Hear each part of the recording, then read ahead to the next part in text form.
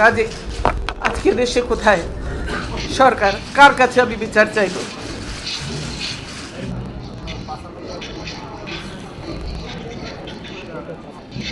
দীর্ঘদিনের সংসারের সব মালামাল রেখে আমাকে এক কাপড়ে বাড়ি থেকে বেরিয়ে আসতে হলো,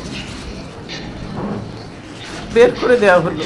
আজকে যেভাবে আমাকে অপমান করা হয়েছে, ঘরের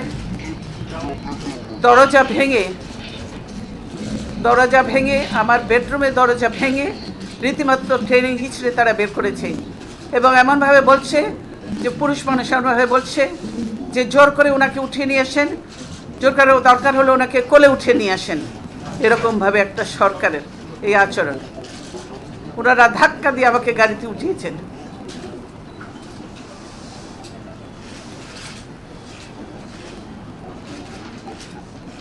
আমার পরিবারের সদস্যদের গায়ে হাত তুলতেও তারা দ্বিধাবোধ করেনি। আমি এর বিচারের ভার মহান আল্লাহ ও প্রিয় দেশবাসীর উপর ছেড়ে দিলাম। আমি দেশবাসীর নিরাপত্তার জন্য মহান আল্লাহর দরবারে দোয়া করছি। আপনারা সকলেই আমার জন্য দোয়া করবেন।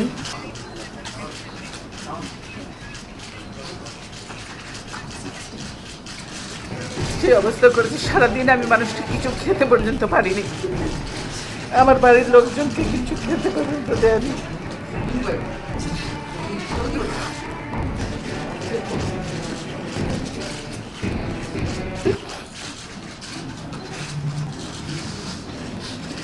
অথচ তারা মিথ্যা কথা বলছে যে আমি নিজের বাড়ি ছেড়ে বেরিয়ে এসেছি। এটা সম্পূর্ণ মিথ্যা কথা, বানোয়ার কথা। তারা জবরদস্তি ধাক্কা মেরে আমাকে বাড়ি থেকে বের করেছে।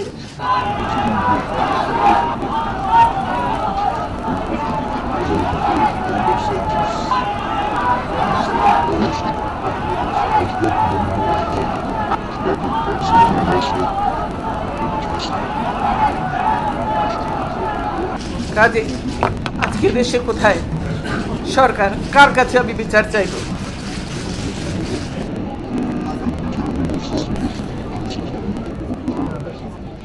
দীর্ঘদিনের সংসারের সব মালামাল রেখে আমাকে এক কাপড়ে বাড়ি থেকে বেরিয়ে আসতে হলো,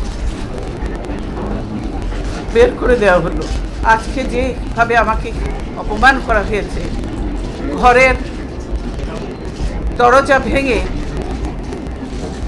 ভেঙে আমার বেডরুমের দরজা ভেঙে রীতিমাত্র ট্রেনিং হিচড়ে তারা বের করেছে এবং এমনভাবে বলছে যে পুরুষ মানুষ এমনভাবে বলছে যে জোর করে ওনাকে উঠিয়ে নিয়ে আসেন, জোর করে দরকার হলে ওনাকে কোলে উঠিয়ে নিয়ে আসেন।